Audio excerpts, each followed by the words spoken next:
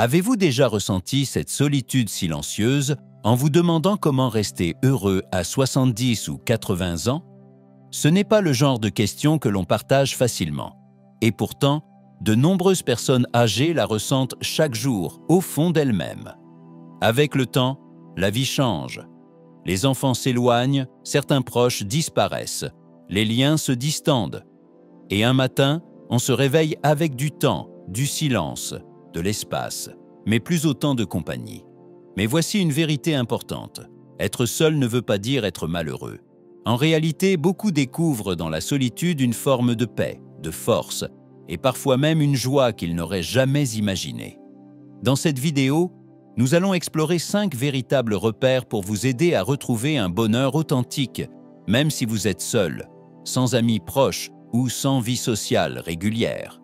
Il ne s'agit pas simplement de remplir vos journées, mais de transformations profondes qui peuvent ramener de la clarté, du réconfort et même un peu de légèreté dans votre quotidien. Chacun de ces 5 repères s'appuie sur une sagesse émotionnelle, des connaissances psychologiques et des exemples concrets de la vie réelle. Ils vous aideront à comprendre non seulement ce qu'il faut faire, mais pourquoi cela peut réellement fonctionner pour vous. Que vous soyez récemment seul ou que cette solitude dure depuis longtemps, vous trouverez ici peut-être une nouvelle façon de voir cette étape de votre vie. Et surtout, restez bien jusqu'à la fin. Les derniers conseils pourraient non seulement changer votre regard sur la solitude, mais aussi transformer votre manière de vivre les années à venir. Commençons. Repère 1. Une routine quotidienne qui a du sens. L'un des moyens les plus simples et les plus puissants de se sentir heureux lorsqu'on vit seul, c'est de créer une routine quotidienne. Un rythme de vie qui apporte structure, réconfort et surtout un vrai sentiment de but. Quand on est plus jeune, c'est souvent la vie qui impose le programme. Travail, enfants, rendez-vous, responsabilités. Mais plus tard, surtout quand on vit seul, on se réveille et personne ne vous attend, personne ne vous appelle. Ce vide-là, s'il n'est pas organisé avec douceur, peut lentement vous voler votre énergie. Avoir une routine ne veut pas dire remplir chaque minute. Cela veut dire savoir dès le réveil dans quelle direction poser ses pas. Peut-être que vous commencez votre matin avec une tasse de café chaud, assis près d'une fenêtre ensoleillée. Peut-être que vous faites une petite marche après le déjeuner, ou quelques étirements doux avant le dîner. Ces gestes simples créent un rythme, et le rythme crée de la paix. Cela peut sembler banal, mais le cerveau humain se sent rassuré quand les choses sont prévisibles. Comme la musique a besoin d'un tempo, la vie se sent plus stable quand vos journées ont une forme, même s'il n'y a personne d'autre autour. Et quand vous savez ce que vous ferez ensuite, vous passez moins de temps à vous sentir perdu ou bloqué. Vous arrêtez de dériver et vous avancez, doucement, avec une intention claire. Et attention, une routine ne veut pas dire productivité à tout prix. Au contraire, certaines des habitudes les plus nourrissantes sont calmes, une sieste après le repas, quelques pages d'un bon livre, ou arroser vos plantes en silence. L'objectif n'est pas de combler le vide. L'objectif, c'est d'honorer votre journée. Parce qu'elle compte. Et surtout, il y a un bénéfice profond à choisir votre propre structure. Cela vous redonne un sentiment de contrôle. Quand vous décidez comment votre temps est utilisé, même pour des choses simples, vous vous rappelez « c'est ma vie » et j'en reste le guide. Ce sentiment de maîtrise renforce l'estime de soi et remonte le moral, surtout quand les sollicitations extérieures sont rares. Par exemple, Marcel, 76 ans, commence chaque matin en notant 3 choses, une tâche, un plaisir et une pensée. La tâche, c'est parfois plier du linge. Le plaisir, une petite marche avec de la musique dans les oreilles. Et la pensée, c'est une citation ou simplement une émotion. Ce rituel, répété jour après jour, l'empêche de se sentir englouti dans une suite de journées sans relief. Cela lui donne une raison de se lever et une autre de sourire avant de dormir. Quand on vit seul, le danger n'est pas juste l'ennui. c'est cette impression que nos journées ne comptent plus. Mais elles comptent. Et une routine, même minuscule, est l'un des meilleurs moyens de s'en souvenir. Vous n'avez pas besoin d'une foule pour sentir que votre vie prend forme. Il vous faut juste un peu de rythme et un peu d'intention. Conseil numéro 2. Apprenez à devenir votre propre soutien émotionnel. L'une des compétences les plus puissantes que l'on puisse développer avec l'âge, surtout lorsqu'on vit seul, c'est la capacité à s'apaiser soi-même. Il y a des moments où le silence devient lourd. Quand on rentre dans une maison vide, quand on voudrait partager un souvenir, un rire ou même une simple remarque, mais qu'il n'y a personne. C'est dans ces instants-là que le soutien émotionnel personnel devient essentiel. Cela ne veut pas dire faire semblant de ne pas avoir besoin des autres. Cela veut dire savoir se réconforter quand il n'y a personne autour. Être capable d'écouter ses émotions, qu'elles soient tristes, douces, confuses ou sereines, et se parler avec bienveillance, comme on le ferait pour un ami. Beaucoup de personnes âgées n'ont jamais appris ça. On leur a appris à avancer, à se taire, à rester fort. Mais cette étape de la vie demande autre chose. De l'écoute, de la douceur envers soi-même. Commencez simplement par observer la voix dans votre tête. Est-elle dure quand vous faites une erreur? Ressasse-t-elle les regrets ou les manques? Essayez de la rendre plus douce. Dites-vous des phrases simples. « J'ai fait de mon mieux aujourd'hui » ou « C'est normal de ressentir ça » ou même « Je suis là pour moi ». Au début, cela semble étrange. Mais avec le temps, cette tendresse intérieure devient un pilier. Quand on était plus jeune, on allait chercher du réconfort chez un proche. Mais si ces personnes ne sont plus là ou trop loin, vous pouvez devenir cette voix rassurante pour vous-même. Je pense à Jeanne, 81 ans. Chaque soir, elle écrit quelques mots dans un petit carnet. Elle l'appelle son bilan du soir. Parfois c'est une page, parfois juste une phrase. « Je me suis senti seul au dîner, mais je suis fier d'avoir cuisiné et mangé à table. » Ce geste simple lui permet de se sentir vu. Et quand on est seul, parfois, c'est tout ce dont on a besoin, se sentir vu, même par soi-même. Un autre outil puissant, la respiration et l'immobilité. Quand l'émotion monte, la tristesse, la peur, l'agacement, fermez les yeux, respirez lentement. Dites à votre corps « Tout va bien » et laissez votre esprit répondre avec calme plutôt que réagir avec douleur. Petit à petit, ces gestes deviennent vos outils. Ils vous soutiennent dans les journées longues, les souvenirs douloureux ou les absences soudaines. Et surtout, ils vous libèrent d'une idée fausse. Se sentir seul ne veut pas dire qu'on a échoué. Cela veut simplement dire qu'on est humain. Être capable de rester en paix avec soi-même sans dépendre constamment de l'extérieur, c'est une force. C'est ça, la résilience. Et si vous êtes encore avec nous dans cette vidéo, écrivez numéro 2 en commentaire pour me dire que vous êtes là. Et si ce n'est pas encore fait, je vous invite à vous abonner et activer la cloche. Ça m'aide énormément à continuer à vous proposer ces contenus utiles et sincères. Passons maintenant au conseil suivant. Conseil numéro 3. Trouvez de la joie dans les petits plaisirs sensoriels. Quand on vit seul, surtout en vieillissant, le bonheur ne vient plus toujours des grandes aventures ou des moments extraordinaires. Il se cache souvent dans les détails les plus simples. La chaleur du soleil sur vos mains, l'odeur familière d'un plat qui mijote, ou la voix d'un chanteur que vous aimez qui passe doucement à la radio dans un coin de la pièce. Ces plaisirs-là, souvent discrets, deviennent essentiels quand le silence prend plus de place. Vos sens, la vue, le son, le toucher, l'odorat et le goût sont des chemins puissants vers la joie. Et quand vous êtes seul, vous avez justement l'occasion de ralentir, de vraiment remarquer ce qui vous entoure. Ce mug de thé bien chaud dans vos mains, ce n'est pas juste de l'hydratation, c'est du réconfort. Le plaid que vous tirez sur vos jambes en regardant un film, ce n'est pas seulement de la chaleur, c'est une caresse rassurante. Quand vous vous attardez sur ces sensations, votre humeur s'élève sans même que vous vous en rendiez compte. Car votre esprit s'ancre dans l'instant présent, loin des regrets d'hier ou des inquiétudes de demain. Essayez par vous-même. Allumez une bougie avant de dîner, même si vous êtes seul. Enfilez une paire de chaussettes bien chaudes, juste sorties du sèche-linge. Mettez une chanson de votre jeunesse et laissez-la vous envelopper. Chantez doucement. Dansez même un peu si le cœur vous en dit. Ce n'est pas quelque chose que vous devez mériter. C'est un cadeau que vous vous offrez. Une manière de vous rappeler « Je suis toujours là. Ma vie compte encore ». Prenons l'exemple de Raymond, 84 ans.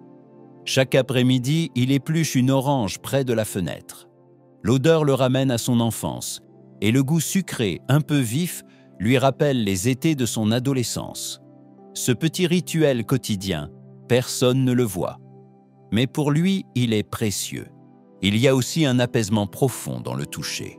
Le contact avec un tissu doux, le fait de caresser son chat, de masser ses mains avec de la crème, ou même de tenir doucement ses propres doigts quand on est assis seul. Ce sont des gestes simples, mais qui nourrissent quelque chose de profond en nous. Et n'oublions pas le goût. Il est facile, quand on est seul, de ne manger que pour se nourrir. Mais prendre le temps de préparer quelque chose que vous aimez, de vous asseoir et de vraiment savourer, c'est une manière de se respecter. Pas besoin de luxe. Un morceau de chocolat, une tartine beurrée, ces petites attentions que vous vous donnez disent à votre corps « Je suis digne de plaisir ». Ce que tout cela montre, c'est que la vie est encore pleine de sensations, même si elle est calme, et que ces sensations, si on apprend à les savourer, peuvent faire renaître la sensation d'être vivant. Pas occupé, pas distrait, juste présent. Le bruissement d'un rideau dans le vent, la première bouchée d'une tarte, l'odeur des draps propres, le contact d'une tasse chaude contre vos doigts. Rien de tout ça ne dépend de quelqu'un d'autre. Tout cela vous appartient. Et parfois, ce sont ces moments-là qui transforment le silence en quelque chose de sacré. Conseil numéro 4. Se reconnecter au monde, même indirectement. Ne plus avoir d'amis proches ne veut pas dire que vous ne pouvez plus ressentir de lien avec les autres. Bien au contraire. Certains des liens les plus puissants ne naissent pas de longues conversations ou de visites fréquentes. Ils se tissent dans de petits échanges silencieux mais profonds qui vous rappellent que vous faites encore partie de quelque chose de plus grand que vous. Quand on vit seul, surtout en vieillissant, il est facile de se sentir invisible. On traverse le supermarché sans qu'on vous regarde. On s'assoit dans un parc et personne ne vous salue. Mais voici une chose importante à retenir. Être vu ne veut pas forcément dire qu'on connaît votre histoire. Parfois, un simple regard, un sourire échangé, un bonjour discret suffisent. Commencez petit. Lors de votre promenade, croisez le regard des passants. Saluez doucement. Vous n'aurez peut-être jamais de conversation avec eux, mais ces gestes comptent. Ils disent « Je suis là » et vous aussi. Un autre moyen fort de se reconnecter, c'est de contribuer, même si personne ne le voit directement. Daniel, 79 ans, glisse des petits mots dans les livres qu'il emprunte à la bibliothèque. Quelques lignes seulement. Ce passage m'a fait sourire. J'espère qu'il vous fera du bien aussi. Il ne saura jamais qui les lira, mais il se sent partie prenante d'une chaîne invisible, un fil d'humanité. D'autres seniors tricotent des couvertures pour des hôpitaux, lisent des histoires au téléphone pour des enfants ou écrivent des cartes à des inconnus en fin de vie. Pas besoin d'être extraverti, juste présent, juste actif, à votre façon. Même la technologie peut vous aider.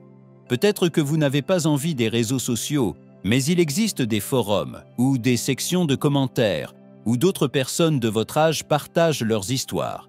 Lire, répondre, échanger, c'est aussi ça, tisser du lien. Ou alors, vous préférez envoyer une carte d'anniversaire à un voisin ou écrire un avis gentil sur une boulangerie de votre quartier. Ce sont de petites actions, mais elles créent une onde. Et cette onde vous revient. L'important, c'est la direction de votre énergie. Plutôt que de vous replier, vous ouvrez. Doucement, tranquillement, mais sincèrement. Vous dites au monde, « Je suis seul, mais je ne suis pas déconnecté. » Et souvent, le monde répond. Pensez à la dernière fois qu'un inconnu a fait preuve de gentillesse envers vous. Vous souvenez-vous de ce que cela vous a fait? Vous pouvez être cette personne pour quelqu'un d'autre. Et en le faisant, vous nourrissez aussi votre propre sentiment d'appartenance. Il y a aussi une forme de paix dans les lieux partagés. Pas besoin de parler, juste être là, dans un café, dans un jardin, dans un musée. Ce sont des espaces où votre esprit se reconnecte doucement à l'humanité. Et voici une vérité douce, le monde a besoin de personnes comme vous. Des personnes qui observent, qui sourient, qui prennent soin sans bruit.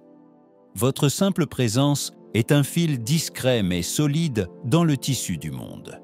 Même si vous êtes seul chez vous, votre existence résonne. Alors ne restez pas en attente qu'on vienne vers vous. Créez la vague, un geste après l'autre. Si vous êtes toujours là et que vous trouvez ces idées utiles, écrivez numéro 4 en commentaire. Et si ce n'est pas déjà fait, je vous invite à vous abonner et à activer la cloche pour ne rien manquer. Votre soutien nous aide à continuer à créer du contenu sincère et utile. Allons maintenant vers le dernier conseil. Conseil numéro 5. Gardez son esprit curieux et ouvert à l'apprentissage. Quand le tumulte de la vie sociale s'apaise et que le silence prend plus de place dans vos journées, l'un des moyens les plus puissants de rester heureux, c'est de garder votre esprit engagé. Pas juste distrait ou vaguement occupé, mais bien vivant, curieux, ouvert, habité par l'envie d'apprendre. On entend souvent dire qu'après un certain âge, notre cerveau ralentit, que le temps de l'exploration et de la découverte est derrière nous. Mais la science, comme la vie, disent tout le contraire.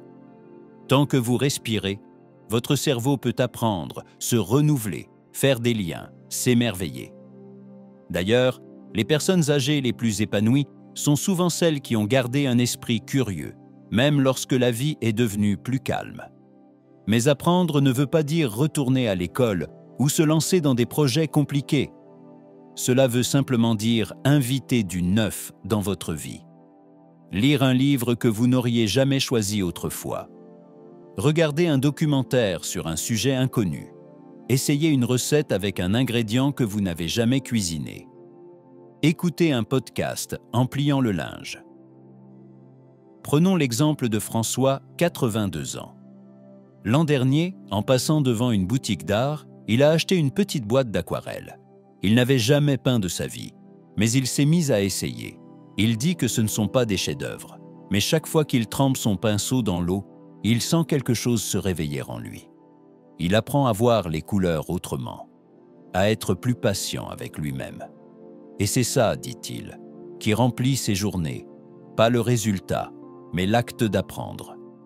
Quand vous gardez votre esprit curieux, la vie ne semble plus se refermer. Elle commence à se rouvrir. Vous remarquez plus, vous comprenez mieux. Vous tissez des liens entre vos souvenirs d'hier et les idées nouvelles d'aujourd'hui. Ce mouvement, aussi doux soit-il, empêche la solitude ou l'ennui de s'enraciner. Et puis, apprendre vous reconnecte à vous-même. C'est une manière de vous dire « J'ai encore des questions, j'ai encore envie de comprendre, je suis encore vivant ». C'est une affirmation puissante, surtout à un âge où beaucoup se sentent oubliés, et pas besoin d'intellectualiser. Jardiner, c'est apprendre. Observer les oiseaux, c'est une petite étude quotidienne. Mémoriser un nouveau cantique ou pratiquer une méditation enrichit la vie intérieure. Même écrire vos souvenirs peut vous faire redécouvrir des leçons, des schémas ou des trésors que vous n'aviez jamais remarqués. Et cela a des effets très concrets. Les seniors qui restent mentalement actifs ont généralement une mémoire plus vive, une pensée plus claire et une meilleure résilience émotionnelle. Ce n'est pas une question d'exercice intellectuel, c'est une question de curiosité. Rappelez-vous la dernière fois que vous avez appris quelque chose qui vous a fait dire « Ah, je ne savais pas ça ». Que ce soit dans un livre, une discussion, un film ou même une erreur, ce petit moment d'étonnement, ce déclic, c'est ça qui rend votre esprit jeune. Dans le calme de votre maison, vous avez une chance immense, celle de faire un choix. Laissez votre esprit se refermer ou lui permettre de s'étirer. L'un mène à la stagnation, l'autre à la paix. Et souvent, cela commence juste par un geste. Prendre un livre, regarder un documentaire, noter une idée. Qu'il s'agisse d'un puzzle posé sur la table, d'une carte accrochée au mur ou d'un souvenir que vous décidez d'écrire aujourd'hui. Gardez votre esprit en mouvement. Pas avec pression, mais avec curiosité. Cela ne vous tiendra pas seulement compagnie. Cela donnera à vos journées une forme, une direction, une couleur. Même dans le silence. Parce que le bonheur, quand on est seul, ne vient pas du bruit. Il vient de l'attention, de la découverte. Et de cette simple vérité. Il reste encore des choses à apprendre. Et certaines pourraient bien changer la manière dont vous voyez le monde ou la manière dont vous vous voyez vous-même. Réflexion finale. Avant de nous quitter, prenez un instant pour repenser à ces 5 conseils. Lequel a résonné le plus fort en vous? Était-ce l'idée d'une routine stable? Le rappel que les petits plaisirs sensoriels comptent toujours? Ou peut-être cette invitation à nourrir votre esprit, même dans la solitude? Peu importe lequel vous touchez le plus, gardez-le avec vous. Laissez-le mûrir doucement. Vivre seul après 70 ans peut parfois donner l'impression d'être en marge du monde. Mais en réalité, cette période de la vie offre une autre forme de beauté. Une beauté plus lente, plus silencieuse, qui ne demande ni bruit ni applaudissements. Une beauté faite de paix, de croissance intérieure, de respect de soi. Vous n'êtes pas moins important parce que vous êtes seul. Vous n'êtes pas oublié parce que moins de gens vous appellent. Peut-être même êtes-vous, aujourd'hui, plus proche de vous-même que vous ne l'avez jamais été. Et cette connaissance-là, intime, calme, profonde, c'est une force rare. Où que vous soyez maintenant, sur votre terrasse avec un livre, debout devant l'évier ou allongé dans votre lit devant l'écran, sachez ceci. Le bonheur vous appartient encore. Il ne dépend pas d'une foule, juste d'un peu de courage pour essayer quelque chose de nouveau, ou de douceur pour redécouvrir quelque chose d'ancien, avec un regard neuf. Et souvenez-vous, vous n'êtes pas vraiment seul ici. Cette communauté, dans les commentaires, est remplie de personnes comme vous. Des personnes qui apprennent à vivre pleinement, même en solitude. Merci d'avoir été avec nous aujourd'hui. Dites-nous en commentaire une chose que vous avez apprise et comment vous comptez l'intégrer dans votre vie. Vos mots comptent beaucoup pour nous. Ils nous inspirent et nous donnent l'envie de continuer. Et si vous avez aimé cette vidéo, n'oubliez pas de vous abonner, de liker et de partager. Votre soutien nous aide à poursuivre cette mission. Informer, accompagner et inspirer. À bientôt dans la prochaine vidéo.